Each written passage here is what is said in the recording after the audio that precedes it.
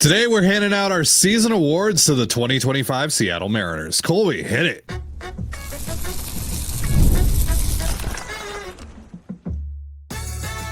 You are Locked On Mariners, your daily Seattle Mariners podcast. Part of the Locked On Podcast Network, your team every day.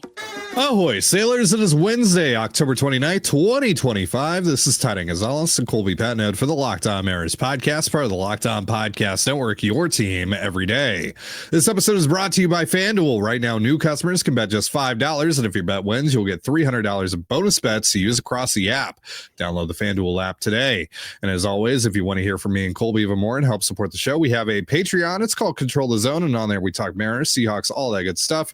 For more information, go to patreon.com/control the zone. Link in the description. Once again, we have kicked off our off-season plan discussions over there.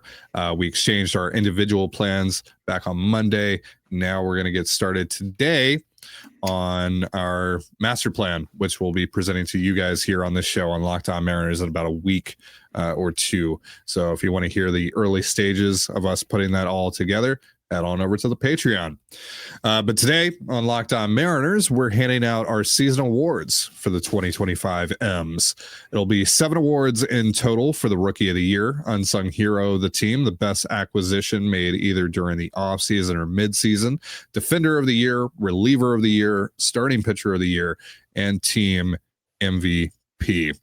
And specifically on that one, and probably with a lot of these awards, don't think there will be that much debate. Spoiler alert, but we still want to honor some of these guys. So let's start with Rookie of the Year, Colby. We saw quite a few rookies come through Seattle. Logan Evans, I think technically Carlos Vargas was still a rookie. He was still rookie eligible. Yeah. And then Ben Williamson and Cole Young, which I think this award ultimately comes down to those two. So, I think I'm going to go Ben Williamson here, but would love to hear your thoughts on Young versus Williamson. You know, Williamson and Young certainly helped at times, and they, provided some length to this lineup at times. But, for the last, 2-3 weeks of both of their time in Seattle, and for Cole Young, it was really, he barely played in September. So the last 2 weeks that he actually played regularly really, really sucked. And so it's a little tough to pick which one. I think I'd probably lean Ben Williamson just because he was a little bit more consistent at the plate. And obviously he had the one standout tool, the glove, which, basically won you a game against the A's. So, Cole Young had a couple walk-off hits. He had some surprisingly demolished home runs. Dude, yeah. Remember that one that went like 450 or whatever? Yeah, he hit one off to the left of the Hit It Here Cafe, or whatever it's called now, and then the one he hit against Detroit, I think it was off of Canely on the changeup. Yeah, just a mammoth shot. So definitely some positives for both of these guys. I still think Cole Young is going to be a very good everyday major leaguer. I think Ben Williamson is, if I was buying stock in the long-term future, one of these guys, Cole Young all day, every day. But Ben Williamson, I think, was just a little bit better this year, higher floor, a little more consistent. So I think, just for Rookie of the Year, for what it is, Ben Williamson was a little bit better than Cole Young this year. So I think I'd probably have to lean towards Ben. Yeah, I mean, the offensive numbers pretty similar. Cole Young finished the year with an 80 WRC plus. Ben Williamson finished with a 76 WRC plus. Obviously, they did it in different ways. Young, like you said, we kind of saw some surprising power out of his bat. While Williamson, he hit his first career home run in Toronto, and that was the only home run he hit this year. Other than that, it was mostly like opposite field singles for him. But of the two, Williamson had the steadier tool. Which was his defense. Like you mentioned, he helped win you a game against the A's with his glove specifically. And then he was rewarded with that by getting sent down to AAA because they traded for Eugenio Suarez like the next day. So, yeah. But, I would go with Williamson here just because the defense, I think, just gives him a slight edge over Young. And the difference in WRC plus is negligible. Unsung hero of the team. I mean, we kind of spoiled it over the course of the year. We said this multiple times. Have we talked about it so much that he's no longer unsung? Maybe. Have we robbed Bizzardo of the award that is rightfully his? Talked him up so much in the last month. Because we've personally sung his praises a ton. So he's not necessarily unsung anymore. I don't know. It's like when everybody's like underrated movie is like, Parasite or whatever. And you're like, that's not a thing anymore. Like you don't get credit for that. Sure. So there are some other options here, like Luis Castillo could technically fit for this.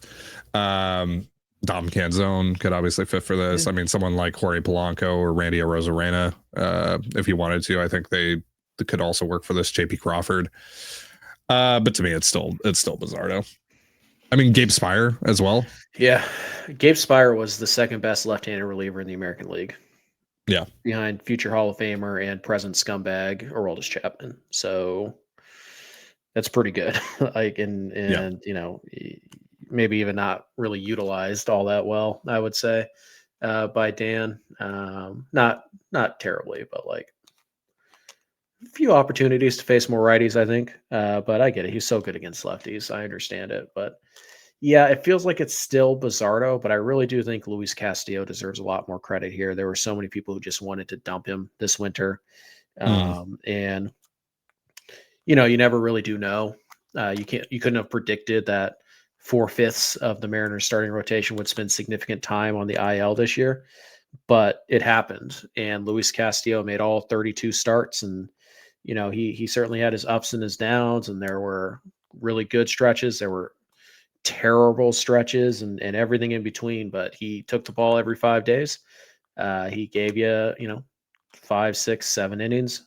He had a couple starts where he won you that game. He had a couple starts where he lost you that game. And that's just kind of the way it was. And Castillo, for all of his warts and all of his issues at the end of the year, you look up, solid pitcher, ERA in the 3s, 175 innings, whatever it was this year, and you trusted him, for the most part. So I do think Castillo deserves a lot of praise here for this particular award, but it does feel like Bizzardo, who also very much like Luis.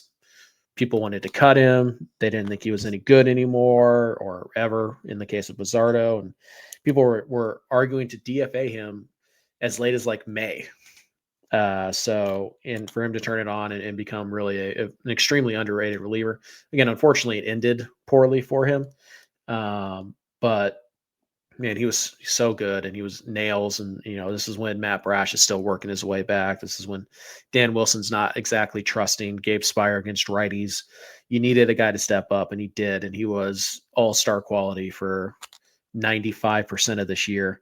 Having to do it, by the way, being asked to throw 3 days in a row and being asked to cover 2 innings and all of this, having to cover a lot of different roles. And he was able to do it and do it pretty well. So, yeah, I think ultimately it's still Bizzardo. But I do want to give a huge shout out to Luis Castillo because he's definitely a strong candidate for this award. Like, there's so many parallels between these two.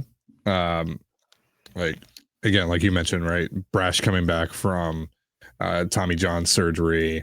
You have Munoz and Spire, but you don't really have anyone else that you trust in this bullpen. No one popped. They didn't get their Paul Sewald this year, their Colin Snyder, etc. Bizzardo was the stabilizer of the bullpen, I would say, and Luis Castillo was the stabilizer of the rotation when guys went down with injury. George Kirby doesn't start the year in the rotation. Bryce Miller had a significantly down year. Logan Gilbert was obviously pitching through something, and you missed him for about a month. Like, Castillo was just a constant, and while he had down moments and Bizzardo had down moments, they were so huge. So honestly, I think this award should go to both of them. But yeah, Bizzardo, I mean, he throws over 90 innings this year between the regular season and postseason. That's a lot. He gets used in 82 games as a reliever. That's a lot, especially for a guy, again, who some people didn't even want on this roster heading into the year. He wound up being a massive part of this. And again, unfortunately, it ended on a sour note, but he was so huge in so many big moments of the season. he's one of the guys that I'm ultimately going to remember the most about this 2025 Mariners Ball Club. All right, so we will continue handing out season awards. Up next is the best acquisition made either during the offseason or midseason, defender of the year, and more in just a moment. But first, a reminder, this episode of the Locked On Mariners podcast is brought to you by PrizePicks. You and I make decisions every day, but on PrizePicks, being right can get you paid. Don't miss any of the excitement of this sports season. Whether you're following the NFL, NBA, or both, there's no better time to jump in on the action. And if you haven't tried it yet, PrizePicks is the simplest way to play. Just pick more or less on at least 2 player stats, and if you get them right, you win. It takes less than 60 seconds to make your lineup, and you can play anywhere PrizePicks operates, including California, Texas, and Georgia. Download the PrizePicks app today and use the promo code LOCKEDONMLB to get $50 in lineups after you play your first $5 lineup. That's promo code LOCKEDONMLB for $50 in lineups after your first $5 lineup. PrizePicks, it's good to be right. And you're listening to the Locked On Mariners podcast. We're handing out our season awards for the 2025 Mariners. Just did Rookie of the Year and Unsung Hero. Now let's do best acquisition. I think most people would vote for Naylor. I do think that Jorge Polanco deserves a lot of love here, though, just because of how ridiculous of a season that he wound up having, given, just all the discourse around him this offseason, how disappointing last year was, him dealing with the knee issue and all that last year. And again, just how, like, we talked about him coming into the season and what the plan initially was for him to be like the third baseman, which was insane. And that lasted like 5 days, thankfully. Yeah. But yeah, like he starts the year as the second best hitter in all of baseball for the first full month of the season, behind, I think, Judge or Ohtani. Judge was really good. Yeah. And then he falls off a cliff for a little while there, for a couple months, and then he gets right back after it mid-season and just doesn't stop from that point forward. Just really, really consistent for about 3 months for the rest of the regular season, and then postseason hero. He becomes a postseason hero. Has the walk-off against the Tigers, of course. That's what most people are going to remember. But he just had an amazing postseason in general. But Josh Naylor changed the makeup of this team, frankly, when he came over. He brought an attitude that they didn't really have before, and he put up some great numbers, obviously stole a ton of bases out of nowhere, started to find his power stroke a bit more. Also became a Gold Glove caliber first baseman seemingly overnight. Just was so good defensively. Just showed how incredibly smart of a baseball player he is. And then he too, like Jorge Polanco, had an amazing postseason. Didn't start out so amazing, but we talked about this. Like, he was having some good swings there in the first few games. Right. And then, once the kid was born. Yeah, the birth of his child happens, and then he went insane. He had, how many games did he have 3 hits in? I think 4 or 5. It's a lot. And that was in 9 games. He had, I think, 4 multi-hit games. I think all 4 were 3-hit games too. Like, yeah, it was nuts. The answer is Josh Naylor. Polo, a very strong second place. Yeah, it's close to me, but again, just you think about the impact that Naylor made, and just how quickly he endeared himself to this fan base. I mean, is it too much to say he's already a Mariner legend, despite only being here for 2.5 months? I think if he signs elsewhere this winter, I think there are people who would still consider Josh Naylor. Like, when we do like our, all-time Mariner drafts that we like to do when there's nothing to talk about, if we had enough people picking, Josh Naylor would be one of the 3 or 4 first basemen taken. Like, people like John Olerud, Alvin Davis, and then it'd be like Josh Naylor. Like, oh, okay. And nobody would be like, ugh. They'd be like, yeah, no, yeah. So yes, I think it's fair to say, Mariner legend, and not mean it like when we say Mariner legend Sam Haggerty. Yeah. Yeah. Like legit Mariner legend, Josh Naylor. No disrespect to Hansel Haggerty, though. They should bring him back. All right. So defender of the year, Julio, right? Ben Williamson. Yeah. It's definitely not Cal. Cal was still really good this year, but he wasn't nowhere near platinum as good as it was last year. He wasn't platinum glove Cal Raleigh or gold glove, but yeah, Cal was still really good. Yeah, it kind of has to be Julio by default. Like the Mariners defense was not good, and Julio was clearly the best of the lot. I guess you can make an argument for Josh Naylor, but he was only here for a third of the season. Yeah. So yeah, and it's first base defense. So it kind of has to be Julio, and then it's probably like Ben Williamson or Cal. Like everybody else was below average or at best. So it's Julio, and then it's probably Cal because he just was here longer, and catcher's a little bit more difficult of a position than third. And then probably Ben Williamson. And hey, the Mariners might want to pay a little more attention to their defense this offseason. Just saying. I thought this was Julio's best year defensively, which I feel like we say that every year, which is just a testament to how much he's getting better out in center field. I don't know if the numbers will bear that out, but he's I feel like he has gotten better again. I don't know if the numbers bear it out. Defensive metrics, as we know, are a bit. Savant has this as his most like consistently good year. Right. He's had he was plus 11 and outs above average for the second time in his career. But unlike the previous year where he was plus 11, which was 2023, his arm value was significantly better. He was 65th percentile in arm value this year, whereas in 2023 he was 16th percentile. Arm strength got even better this year, 95th percentile. That's the career high for him. I think you can say by all accounts it was his eye test, defensive metrics, all that. I think it was his best year defensively. So I think he deserves the defender of the year, platinum glove of the club, whatever you want to call it. I think it's Julio with a bullet. All right. So we got a few more awards to hand out here, including reliever of the year, starting pitcher of the year, and team MVP. Wow. I wonder who that will be. Go over that in just a moment. But first, a reminder, this episode of the Locked On Mariners podcast is brought to you by FanDuel.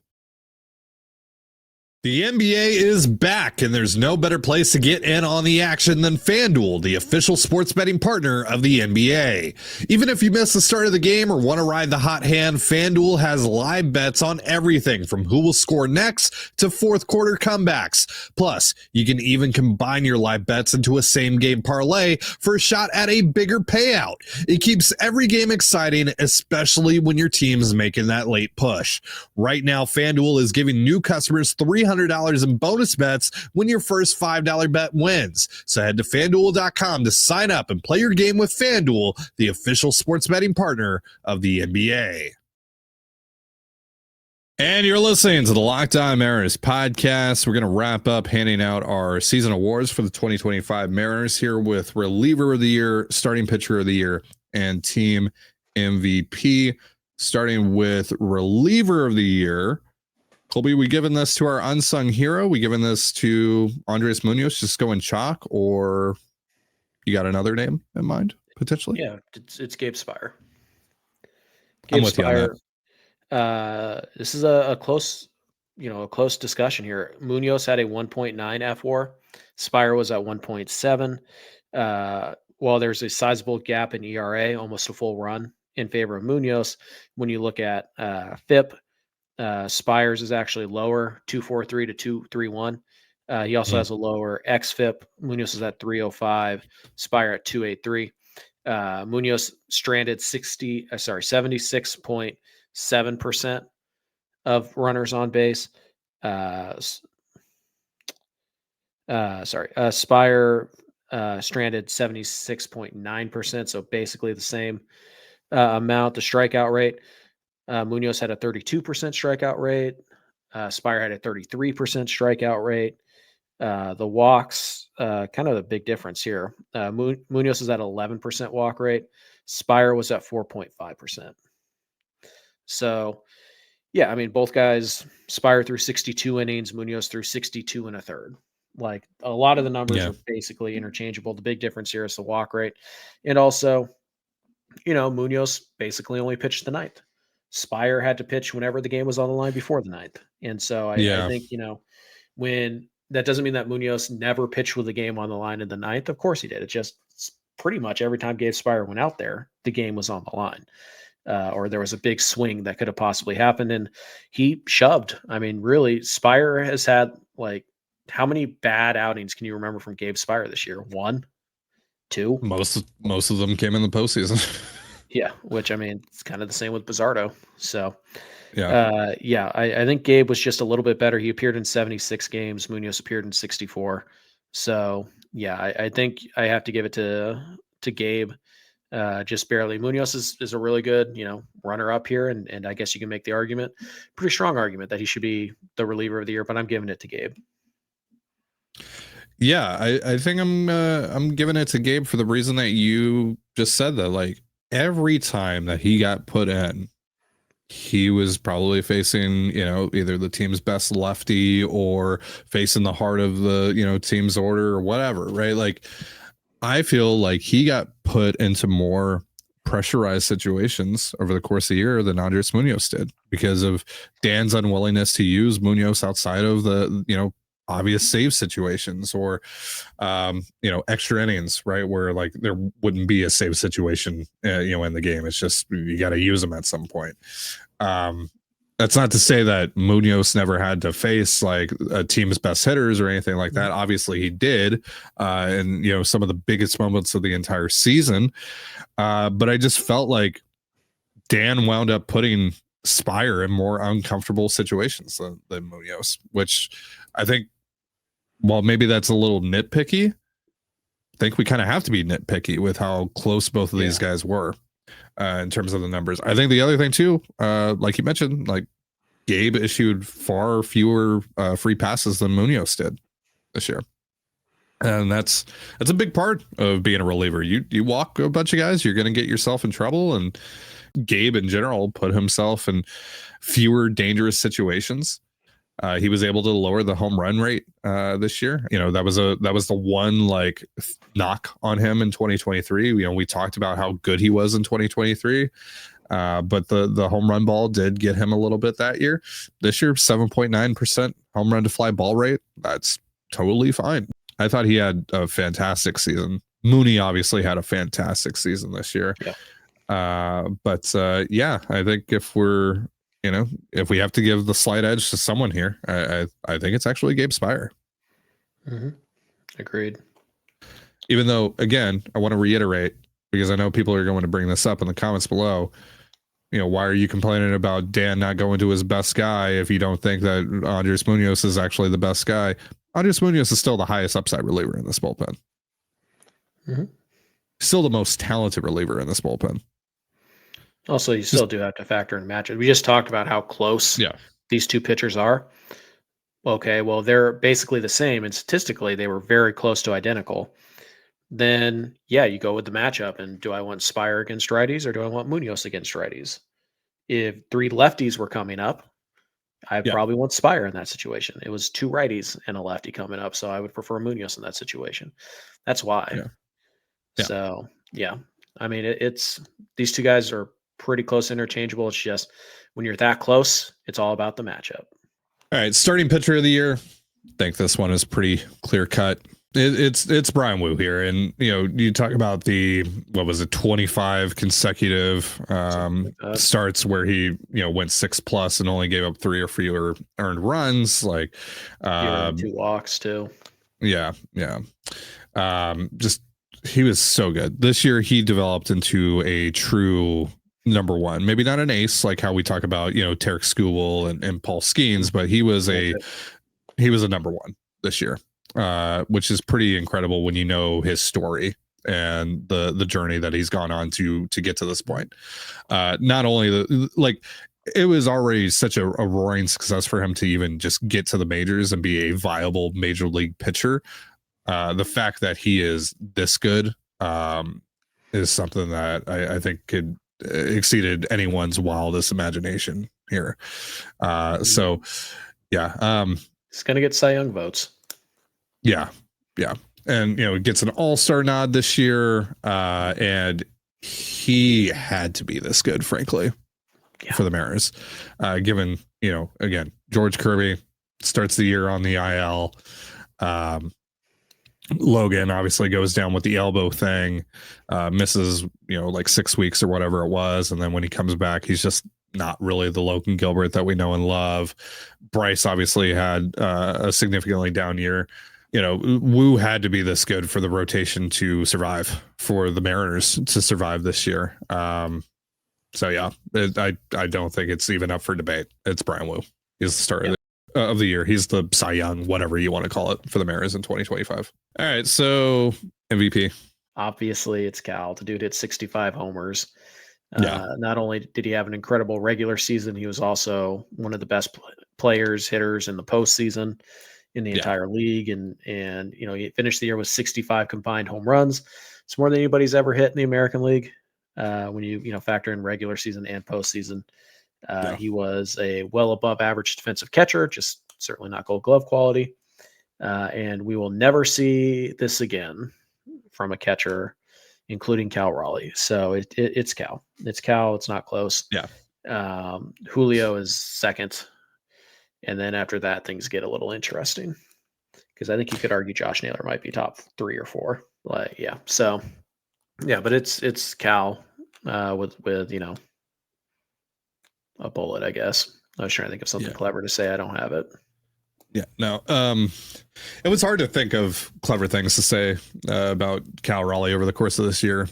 Just given how he just kept doing it, and we were just like, well, it's got to stop at some point, right? He's going to slow down at some point, and he never did. And we talked about this over the course of the year, we were running out of things to say, just how amazing it was, because it just felt like there weren't enough words in the dictionary to properly describe how incredible, how insane this year was. Not only for a catcher to do this, just for anyone to do this, specifically in modern baseball, right? 65 home runs, and especially when you factor in that he caught 133 games between the regular season and postseason. Mm-hmm. How am I even supposed to put that into English? It's almost more impressive, Ty. What? I'm pretty sure he was 14 out of 15 in stolen base attempts, on top of everything else. He had 14. No, he was 14 for 18, but still, that's crazy.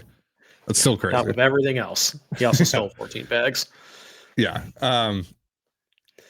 He answered every single question that we could have had about him. He raised the batting average. He started getting on base more. He lowered his K rate a bit this year as well. He winds up slashing 247, 359, 589, puts up a 9-win season. I remember, we had a mailbag Monday during the middle point of the season, and someone asked what do you think Cal's ceiling is? And I was like, well, I don't think he'll ever be a 7-8 win player. Whoops. And again, he just kept on hitting bombs. We got asked oh, where do you, before the month of September, we got asked where do you think he's going to wind up? And we're like, maybe 55. Maybe he'll break Mickey Mantle's record, but not break or 56. Maybe he'll break Mickey Mantle's record, but not Griffey's Mariners record. No, he broke all the records, every single one of them, except for the regular season American League home run record. That's it. Just the only one that would have won him the MVP. I know we said that if he hits 60, he's definitely going to win, but he didn't hit 63. So clearly, just got to continue to move the goalposts there. Yeah. Although he did technically hit 65. Yeah. Which By is the way, the American League record. Postseason numbers should count because they're real games. I mean, arguably the most real games. Yeah, because I don't know. Part of me is I think it's the right decision to just, because it is a regular season award, and well, I'm just talking about career numbers and all that stuff. Oh yeah, but I think they They kind of do, but yeah, I guess they I mean, like they keep track of them, but like, yeah. Yeah, it gets put in a separate category, but I mean, Right. like, they're the realest games that you play in. Like, they're the most high leverage games that anyone could possibly play in. Honestly, they Like, should count as 2 home runs. Sure, totally. That's So, definitely what I like, just said. yeah, Cal Yeah. hit 70 if you really think about it. Yeah. I mean, so yeah, so he breaks the catcher record. He breaks the record for most home runs while actually playing catcher. He breaks the switch hitter home run record. He breaks the Mariners record. He breaks the American League record between the regular season and postseason. Like, again, I don't have actual words to properly summarize the year that Cal Raleigh had. All while getting what, like 3 days off, 4 days off, full days off. If that, yeah. Yeah. I remember 2 of them. I don't remember if there was a third or a Yeah, fourth. the Mariners went 2-0 in those games. Yeah. So is he really the MVP? Right. Yeah. So yeah, it's Cal, and it's hopefully it gets paid off with a an actual MVP win for him, since he couldn't get paid off in a World Series appearance or title. But yeah, it's certainly one to remember, and it's certainly one that we'll be talking about for a long, long time. Plus, like, it's not just the numbers, right? It's also like all the other things that came along with it, like winning the Derby and all like the MVP type of moments that Cal had, where, like, crowds chanting MVP. He's going up against Griffin Jacks. The Mariners need a big home run in that situation, and he delivers. Fans are on their feet in a blowout game in which the Mariners are about to win their first AL West title in 24 years against the freaking Rockies on whatever it was, a Tuesday night or whatever. And they're all like waiting to see home run number 60. That's all the people want to see in that building. And he gives them what they want. Like, that's MVP stuff. That really is. And then, like, game 1 of the ALCS, I'm there in that building. I'm hearing people booing the absolute what out of Cal. They're chanting Judge is better. They're chanting Vladdy's better. And Cal shut them all the hell up with that home run off of Gossman. It was so sick. That's the type of stuff that MVPs do. So yeah, he's the guy here. He's not just the guy for the Mariners. He's the guy in the American League. That is going to do it for our show. Thank you so much for joining us here on the Locked On Mariners podcast. For Colby Patnode, I'm Titan Gonzalez. Be sure to give us a follow on Twitter at LO_Mariners. You can follow me at Titan Gonzalez, Colby at CPAT11, that's CPAT11. We're also on Blue Sky. You can follow me at TDG, Colby at MLB Colby, and the show at Locked On Mariners. You can also find us on Instagram at Locked On Mariners. Have yourself a beautiful baseball day, and we'll see you next time. Peace.